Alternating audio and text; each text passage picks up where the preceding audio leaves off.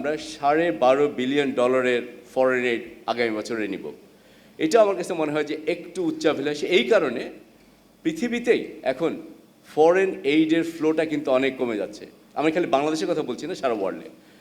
2025 সালে ফরেন এইডের ফ্লো কমেছে আগের বছর থেকে 25 ভাগ। চিন্তা করতে পারেন, আগের বছর থেকে 25 ভাগ কমেছে।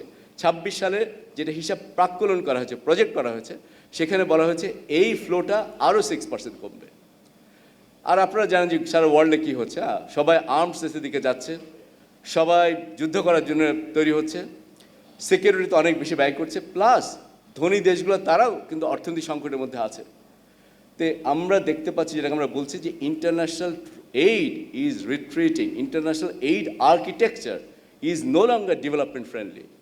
এরকম একটা সিচুয়েশনের মধ্যে আমাদেরকে যদি বেশি লোন করতে হয়, সেই লোনের কন্ডিশনালিটিস কিন্তু অনেক শক্তিশালী হবে, সেই লোনের কন্ডিশনালিটিস কিন্তু ডিফিকাল্ট হবে। এটা একটু আমাদেরকে মাথায় রাখতে হবে।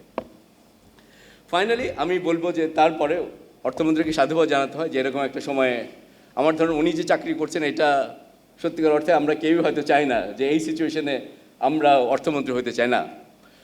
তো সুতরাং তাকে সাধুবাদ দিয়ে ধন্যবাদ জানাতে চাই একটা সুন্দর দর্শন দেওয়ার জন্য। অনেক জিনিস চেষ্টা করেছেন ট্যাক্স রিফর্মের ক্ষেত্রে, সত্যি বাজেটে কতগুলা আমি বলবো যে সুদূর প্রসারী পলিসি নেওয়া হয়েছে, যেটা এর আগে আমরা দেখি নাই। ফ্যামিলি কার্ডের কথা আজকে বলার আমার ম্যান্ডেট নাই, কিন্তু আমি মনে করি সেটাও একটা ভালো একটা